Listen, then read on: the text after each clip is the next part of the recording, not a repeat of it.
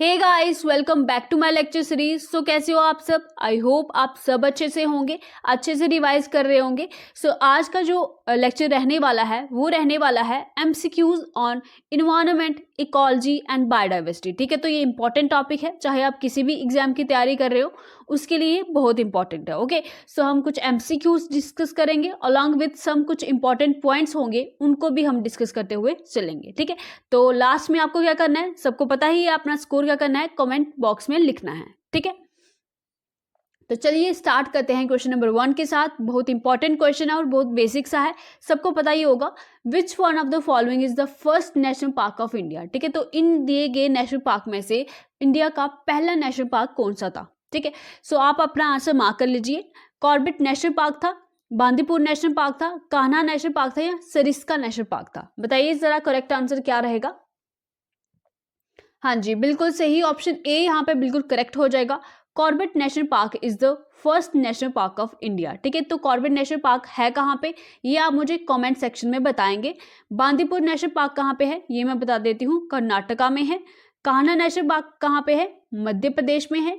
और Sariska national park कहाँ पे है, बताइए जरा कहाँ पे है, राजस्थान में है। Okay, so Bandipur national park is in Karnataka, Kanha national park is in Madhya Pradesh, Sariska national park is in Rajasthan. ठीक है, अभी की अभी लर्न होना चाहिए। और कॉर्बेट नेशनल पार्क कहाँ पे है, उत्तराखंड में है।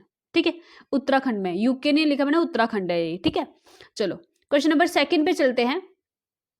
Which one of the following is considered a hot spot of biodiversity in India? ठीक है, तो कौन सा इनमें से दिए हुए ऑप्शन में से इंडिया में जो बायोडाइवर्सिटी हॉटस्पॉट पाया जाता है इनमें से वो कौन सा है? क्या वो ईस्टर्न घाट है, अरावली हिल्स है, वेस्टर्न घाट है या इंडो गंगेटिक प्लेन है? क्या होगा सही आंसर, मार्क कीजिए आप अपना answer. Okay, so option C यहाँ पे बिल्कुल करेक्ट हो जाएगा। वेस्टर्न घाट जो है वो बायोडाइवर्सिटी हॉटस्पॉट रीजन है जो इंडिया में पाया जाता है। इसके अलावा इंडिया में टोटल जो हॉटस्पॉट, जो बायोडाइवर्सिटी हॉटस्पॉट पाए जाते हैं वो कितने हैं, टोटल 4 हैं। एक सेकेंड रुकिएगा, चलो ठीक है, तो 4 हैं टोटल। ठीक है, तो एक हो गया हिमालयाज, वेस्टर्न घाट, इंडो बर्मा रीजन और सुंडालैंड। ठीक है, तो ये 4 जो बायोडाइवर्सिटी हॉटस्पॉट है वो इंडिया में पाए जाते हैं। ठीक है, सो बायोडाइवर्सिटी हॉटस्पॉट क्या होगी, जहाँ पे स्पीशीज रिचनेस ज्यादा होती है और एंडिज्म ज्यादा होता है। ठीक है, एंडीमिज्म, एंडेमिज्म, एंडेमिक स्पीशीज आपको पता ही होगा। ठीक है, एंडेमिक स्पीशीज, ठीक है, यहाँ पे एंडेमिक स्पीशीज बहुत ज्यादा पाई जाती है। एंडेमिक स्पीशीज क्या होगी, वो स्पीशीज जो उसी पर्टिकुलर लोकेशन में पाई जाती है और दुनिया के किसी भी हिस्से में नहीं पाई जाती है। ठीक है, फॉर एग्जाम्पल कोई स्पीशीज जो वेस्टर्न घाट में पाई जाती है वो उसी जगह पाई जाएगी, उसका हैबिटेट वही होगा, वो पूरी दुनिया में और कहीं नहीं पाई जाएगी। ठीक है, तो ऐसी को बोलते हैं एंडेमिक स्पीशीज। और बायोडाइवर्सिटी हॉटस्पॉट में एक तो बहुत ज्यादा स्पीशीज रिचनेस होती है और एंडेमिज्म भी हाई लेवल का होता है। ओके, तो चलिए नेक्स्ट क्वेश्चन पे चलते हैं। क्वेश्चन नंबर 3 आपकी स्क्रीन पे है। The coral reefs are the marine counterpart of, ठीक है, काउंटर पार्ट हो गया मतलब इक्विवेलेंट। ओके, सो जो कोरल रीफ्स है वो मरीन काउंटर पार्ट है। मरीन क्या हो गया, वाटर के रिलेटेड है ना, तो मरीन काउंटर पार्ट किसका है, जो कोरल रीफ्स हैं? क्या वो टेम्परेट फॉरेस्ट्स के हैं, ट्रॉपिकल रेन फॉरेस्ट्स के हैं, सावनास के हैं या स्क्रबलैंड्स के हैं? बताइए जरा क्या हो जाएगा सही आंसर।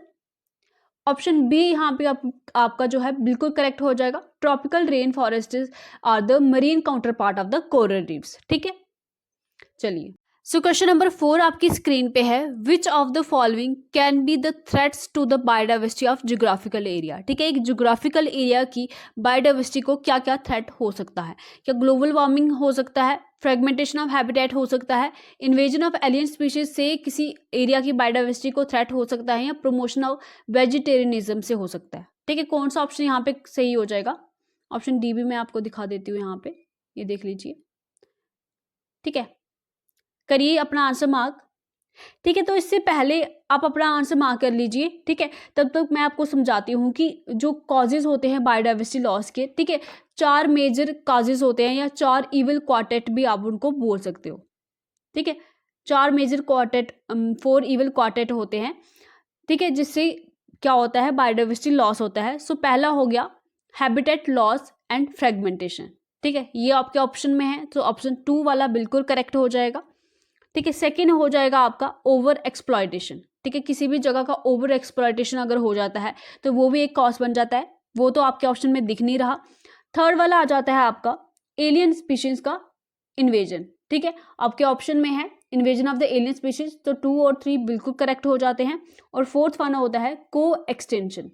क्या होता है को एक्सटेंशन, मतलब एक स्पीशीज अगर किसी स्पीशीज पे डिपेंड है फुली तरीके से, ठीक है, अगर वो स्पीशीज एक्सटिंक्ट हो जाती है, खत्म हो जाती है, तो दूसरी वाली भी ऑटोमेटिकली खत्म हो जाती है, ठीक है। तो ये 4 इवल क्वार्टेट भी बोलते हैं इनको, दैट इज क्या क्या है, हैबिटेट लॉस एंड फ्रेगमेंटेशन, दूसरा है ओवर एक्सप्लॉरेशन, तीसरा है एलियन स्पीशीज का इन्वेजन, और चौथा है को एक्सटेंशन, ठीक है।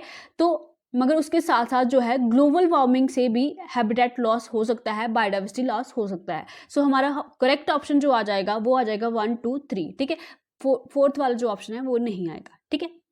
चलो क्वेश्चन नंबर 5 पे चलते हैं। क्वेश्चन नंबर 5 आपकी स्क्रीन पे है, which of the following is the smallest word, ठीक है। तो इन दिए गए वर्ड्स में से कौन सा सबसे छोटा वर्ड है, क्या वो पिजन है, पैरट है, हमिंग बर्ड है, या हाउस पैरो है, ठीक है। क्या हो जाएगा करेक्ट आंसर, ऑप्शन सी यहाँ पे बिल्कुल करेक्ट हो जाएगा, हमिंग बर्ड जो है वो सबसे छोटा बर्ड है। क्वेश्चन नंबर 6 पे question number 6, which one of the following is not a site for the in Situ method of conservation of flora, ठीक है। तो इन दी गई साइट में से कौन सा जो इन सिटू कंजर्वेशन का साइट नहीं है, क्या वो बोटानिकल गार्डन है, बी वाइल्ड लाइफ सेंचुरी है, सी नेशनल पार्क है, या डी बायोस्फीयर रिजर्व है, ठीक है। सो इन सिटू कंजर्वेशन क्या होता है, ऑन साइट कंजर्वेशन या उसी की हैबिटेट में कंजर्वेशन करना, ठीक है। जो भी फ्लोरा या फौना है उसी की नेचुरल हैबिटेट में जब हम उसको कंजर्व करके रखते हैं तो इन सिटू होता है, और एक्स सिटू होता है जब हम उसकी हैबिटेट से निकाल के किसी और जगह उसको कंजर्व करते हैं, that is ex situ conservation, ठीक है। सो इसमें एक ही एक्स सिटू कंजर्वेशन है, that is the botanical garden, बाकी तीनों क्या है, ये इन सिटू कंजर्वेशन साइट्स है, ओके।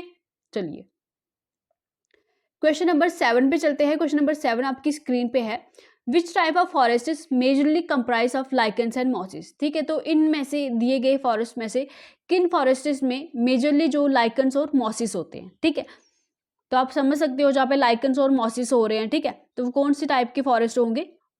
ऑप्शन ए है डेजर्टिक वेजिटेशन, बी है ट्रॉपिकल वेजिटेशन, सी है टुंड्रा वेजिटेशन, या डी है नन ऑफ दिस, ठीक है। ऑप्शन सी यहाँ पे बिल्कुल करेक्ट हो जाएगा, टुंड्रा वेजिटेशन, ठीक है। तो tundra vegetation basically cold regions में होती है, ठीक है, जैसे आर्कटिक सर्कल के पास हो सकती है ये, ठीक है, हाई माउंटेन्स पे हो सकती है, यहाँ पे ट्रीज बहुत कम होते हैं, और यही ठीक है, और मोस्ट ऑफ द टाइम ये जो टुंड्रा रीजन्स होते हैं वो स्नो कवर्ड होते हैं, ठीक है। तो इसलिए वहाँ पे ज़्यादा कुछ हो नहीं पाता, लाइकेंस और मॉसेस हो पाते हैं, ठीक है। सो ऑप्शन सी यहाँ पे बिल्कुल करेक्ट हो जाएगा। क्वेश्चन नंबर 8 पे चलते हैं। क्वेश्चन नंबर 8 आपकी स्क्रीन पे है, which of the following constitute the largest ecosystem of the world, ठीक है। तो इन दिए गए ऑप्शन में से कौन सा जो लार्जेस्ट सबसे बड़ा इकोसिस्टम है पूरी दुनिया का, क्या वो ओशंस है, रिवर्स हैं, फॉरेस्ट है, या ग्रासलैंड है, ठीक है। आप बताइए मुझे पूरी दुनिया में सबसे ज्यादा है क्या, ठीक है। 71% तो ओशंस ही है, तो सबसे बड़ा इकोसिस्टम होगा भी कहाँ पे, ठीक है। सो ऑप्शन ए यहाँ पे बिल्कुल करेक्ट हो जाएगा, ओशंस, ठीक है। चलिए क्वेश्चन नंबर 9 पे चलते हैं। Centre for ecological sciences is situated है, ठीक है। इकोलॉजिकल साइंसेज के लिए जो सेंटर है वो कहाँ पे लोकेटेड है, क्या वो करनाल पे लोकेटेड है, इलाहाबाद में है, न्यू दिल्ली में है, या बेंगलुरु में है। मार्क कीजिए अपना आंसर, ठीक है। ऑप्शन 4 जो है बेंगलुरु बिल्कुल करेक्ट हो जाएगा। Centre for ecological sciences is situated at the Bengaluru, और ये कब इस्टेब्लिश हुआ था, 1983 में, ओके। कब इस्टेब्लिश हुआ था, 1983 में। चलिए क्वेश्चन नंबर 10 पे चलते हैं। विच of the following is the most stable ecosystem, ठीक है। इन दिए गए इकोसिस्टम में से सबसे ज्यादा स्टेबल जो है वो कौन सा इकोसिस्टम है, क्या वो माउंटेन है, डेजर्ट है, फॉरेस्ट है, या ओशियन है। तो करेक्ट ऑप्शन यहाँ पे क्या हो जाएगा, ऑप्शन डी यहाँ पे करेक्ट हो जाएगा, oceans are the most stable ecosystem. विकास जो टेरेस्ट्रियल इकोसिस्टम है, ठीक है, जो भी टेरेस्ट्रियल इकोसिस्टम है ये एंथ्रोपोजेनिक हो गया, नेचुरल हो गया, इन एक्टिविटीज से क्या होते हैं, हार्म होते रहते हैं, डिस्टर्ब होते रहते हैं, ठीक है। तो इनमें सक्सेशन चलती रहती है, चाहे वो बायोटिक हो, ठीक है, बायोटिक कंपोनेंट्स की सक्सेशन चलती रहती है, और भी बहुत सारी यहाँ पे डिस्टर्बेंस चलती रहती है। तो ओशन सबसे जो है वो स्टेबल इकोसिस्टम माना जाता है। चलिए क्वेश्चन नंबर 11 पे चलते हैं। क्वेश्चन नंबर 11 आपकी स्क्रीन पे है, इंपॉर्टेंट क्वेश्चन है। In biological terms dash is the relationship between two organism in which one organism benefit and the other is unaffected, मतलब कि ऐसा रिलेशनशिप है जिसमें एक जो ऑर्गेनिज्म है उसको बेनिफिट मिलता है और दूसरे ऑर्गेनिज्म को कुछ भी नहीं मिलता है, मतलब ना ही वो हर्ट होता है और ना ही वो बेनिफिट होता है, ठीक है। तो इस तरह के रिलेशनशिप कौन सा हो जाएगा वो, देखो म्यूचुअलिज्म तो आपको पता ही है कि दोनों बेनिफिट होते हैं, ठीक है, दोनों के दोनों ऑर्गेनिज्म क्या होते हैं, बेनिफिट होते हैं म्यूचुअलिज्म में, ठीक है। तो पैरासिटिज्म में क्या होता है, एक पैरासाइट होता है ना, पैरासाइट हो गया, जैसे हेड लाइस हो गई, है ना, हेड लाइस हो गई, वो क्या करती है, तो वो हार्म करती है ना होस्ट को जहाँ पे वो बैठती है, ठीक है, तो होस्ट को हार्म करती है। तो पैरासिटिज्म में एक पैरासाइट वो होस्ट को हार्म करता है, ठीक है, तो ये तो वो होगा नहीं। अब बचे अमेनलिज्म और कमेनलिज्म, ठीक है। सो अमेनलिज्म मैं बता दूं, चलो इसका आंसर जो हो जाएगा वो बी हो जाएगा, कमेनलिज्म। और अमेनलिज्म में क्या होता है एक बार बता देती हूँ मैं आपको, एक सेकेंड रुकिएगा। चलिए अमेनलिज्म क्या होता है, इसमें एक जो, ठीक है, एक जो है वो अफेक्ट होता है और दूसरा जो है वो अनअफेक्टेड रहता है, दूसरा क्या रहता है, अनअफेक्टेड रहता है, ठीक है। एक हर्ट होता है, देखो यहाँ पे क्या है, अगर आप देखो यहाँ पे तो कमेनलिज्म का उल्टा, मतलब यहाँ पे एक जो है वो बेनिफिट कर रहा था और दूसरा अनअफेक्टेड रह रहा था, और यहाँ पे क्या होता है, एक हर्ट होता है, ठीक है, एक डिस्ट्रॉय होता है और दूसरा जो है वो अनअफेक्टेड रहता है, समझ आया। चलिए क्वेश्चन नंबर 12 पे चलते हैं। Flow of energy declines as it passes from lower to higher topic level, this is explain by, ठीक है। तो बोलते हैं ना कि जब एक टॉपिक लेवल से, फॉर एग्जांपल यहाँ पे प्रोड्यूसर है, ठीक है, फिर प्राइमरी कंज्यूमर है, जब हम एक एक टॉपिक लेवल ऊपर चल रहे हैं तो जो एनर्जी है वो लॉस हो जाती है, ठीक है। जब भी हम एक टॉपिक लेवल ऊपर जाते हैं तो एनर्जी लॉस होती है। ये किसने एक्सप्लेन किया था, कौन से लॉ ने एक्सप्लेन किया है, first law of thermodynamics, second law of thermodynamics, Newton second law या न्यूटन थर्ड लॉ, कौन सा ऑप्शन सही हो जाएगा यहाँ पे, ऑप्शन बी यहाँ पे बिल्कुल करेक्ट हो जाएगा, ठीक है। फर्स्ट लॉ ऑफ थर्मोडायनेमिक्स क्या बोलता है कि energy neither created not destroyed, ठीक है, law of conservation of energy भी आप इसको बोल सकते हो, ठीक है। तो सेकंड लॉ ऑफ थर्मोडायनेमिक्स क्या बोलता है, यहाँ पे पढ़ेंगे इसको, ठीक है। According to this law the energy decreases from one topic level to the next topic level because energy is lost as a metabolic heat, ठीक है, जो भी मेटाबॉलिक एक्टिविटी हो रही है तो उस दौरान वो एनर्जी क्या होती है, लॉस होती है, ठीक है। मेटाबॉलिक एक्टिविटीज क्या हो जाती हैं, जैसे आपका खाना पचाने में जो एनर्जी लग रही है, ठीक है, डाइजेशन में जो एनर्जी लगी है, that is metabolic heat generate होती है, ठीक है। तो ड्यूरिंग ट्रांसफर ऑफ एनर्जी, ठीक है, when food energy passes from producer to herbivores to carnivores, ठीक है, प्रोड्यूसर्स, ठीक है, प्रोड्यूसर्स क्या हो गए, प्लांट्स हो गए, हार्बीवोर्स क्या हो गए, जैसे डियर हो गई, काऊ हो गई, और कार्निवोर्स क्या हो गए, जैसे कि लायन वगैरह हो गए, है ना। तो यहाँ पे क्या बोलता है ये कि when food energy passes from producer to herbivores to carnivores only 10% of energy is transferred from one topic level to another topic level, ठीक है। तो ये कौन से लॉ ने एक्सप्लेन किया था, second law of thermodynamics. I hope आपको क्लियर हुआ होगा। क्वेश्चन नंबर 13 जो है 10% law of energy transfer in a food chain is given by, ठीक है, इंपॉर्टेंट क्वेश्चन है कि जो अभी हमने पढ़ा कि जो 10% एनर्जी ट्रांसफर हो रही है फूड चेन में या टॉपिक लेवल में, तो वो ये लॉ किसने दिया था, क्या स्टीमर ने दिया था, एल्टन ने दिया था, हेकल ने दिया था या लिंडेमैन ने दिया था, बताइए जरा कौन सा ऑप्शन सही हो जाएगा। ऑप्शन डी यहाँ पे आपका बिल्कुल करेक्ट हो जाएगा, ओके। चलिए सो क्वेश्चन नंबर 14 आपकी स्क्रीन पे है, in a food chain man is a, ठीक है, एक फूड चेन में मैन क्या है, क्या वो प्रोड्यूसर है, प्राइमरी कंज्यूमर है, सेकेंडरी कंज्यूमर है या प्राइमरी एंड सेकेंडरी कंज्यूमर है, ठीक है। सो प्रोड्यूसर तो हो नहीं सकता इसको क्योंकि ये प्लांट्स होते हैं।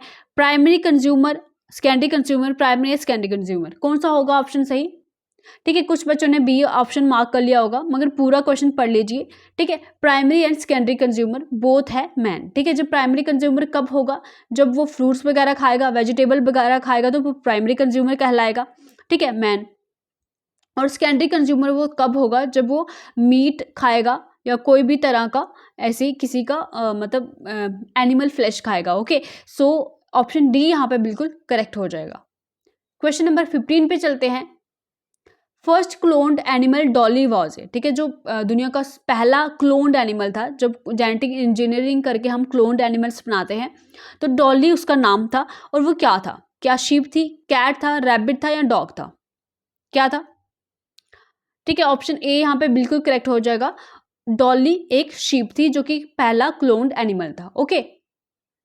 सो अभी रिसेंटली क्लोन्ड एनिमल की एक न्यूज़ भी रही है, न्यूज़ में करंट अफेयर में भी रहा है, ठीक है। तो चाइना के साइंटिस्ट, ठीक है, चाइना के साइंटिस्ट जो हैं उन्होंने क्या किया है, दुनिया का पहला क्लोन्ड वाइल्ड आर्कटिक वोल्फ को क्लोन कर लिया है, ठीक है। आर्कटिक वोल्फ जो आर्कटिक सर्कल के पास पाया जाता है उसको उन्होंने क्लोन कर लिया है, ठीक है। आर्कटिक वोल्फ को क्लोन कर लिया है और उसका नाम क्या है, माया। ये भी आपके एग्जाम में पूछा जा सकता है, ठीक है। उसका नाम क्या है, माया, ओके। क्योंकि वो इंडेंजर्ड स्पीशीज है, आर्कटिक वोल्फ जो है वो इंडेंजर्ड स्पीशीज है, इसलिए उसको क्लोन किया गया है और उसका क्लोन का नाम क्या है, माया है, ठीक है, याद रखेंगे। क्वेश्चन नंबर 16 है, कंसीडर द फॉलोइंग। पूरा क्वेश्चन दिखा देती हूँ मैं आपको।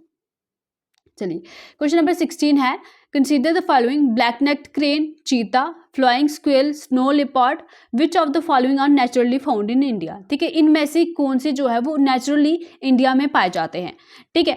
तो आपको पता ही है, black necked crane, snow leopard, ठीक है, ये तो आपको पता ही है क्योंकि ये क्या है, यूटी बर्ड है लद्दाख का, और ये यूटी एनिमल है लद्दाख का, स्नो लेपर्ड, ठीक है। फ्लाइंग स्क्विल भी पाई जाती है, मगर आपको चीता अभी आपने देखा होगा न्यूज़ में, ठीक है, प्राइम मिनिस्टर नरेंद्र मोदी ने अभी अनवील किया था ये।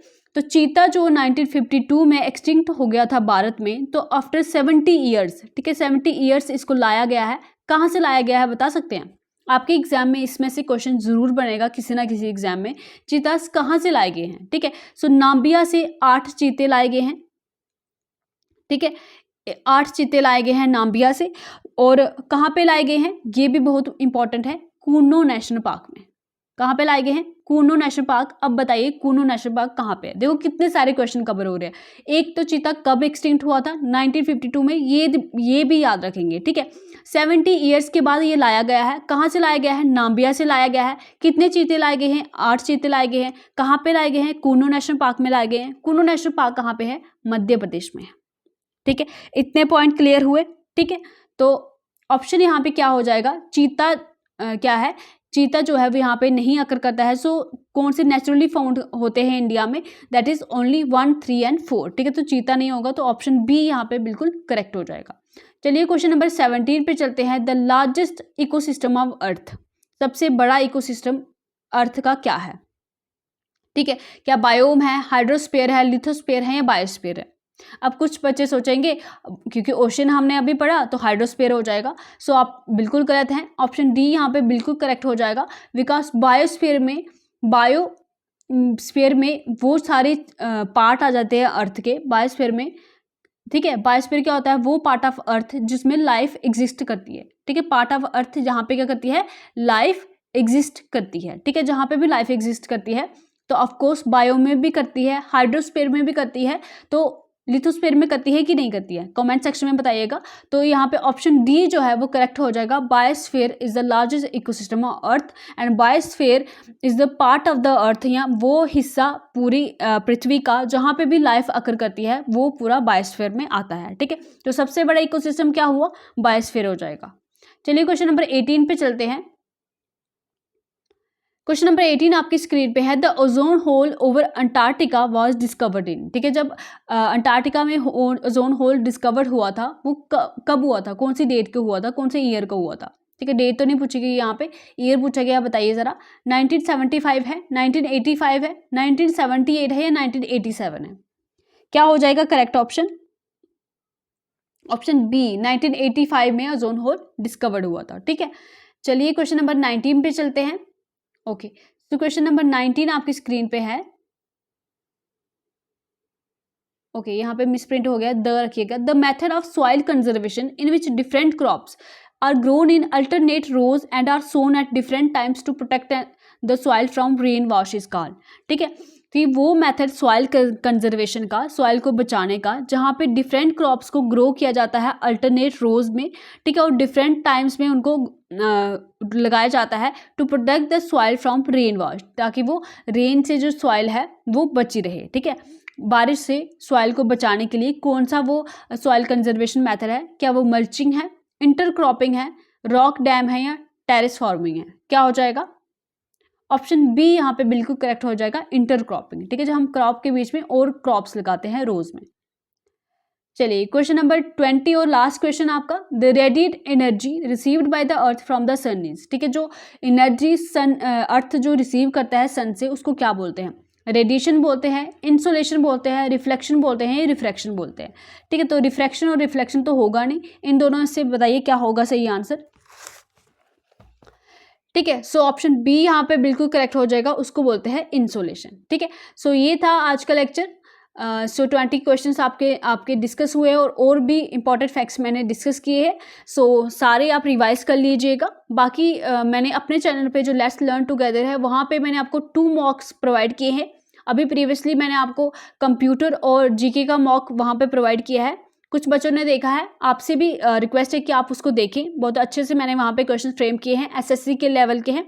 तो चलिए, बाकी आप खुश रहिए, खुशियाँ बांटते रहिए। मिलते हैं नेक्स्ट लेक्चर में, तब तक के लिए टेक केयर।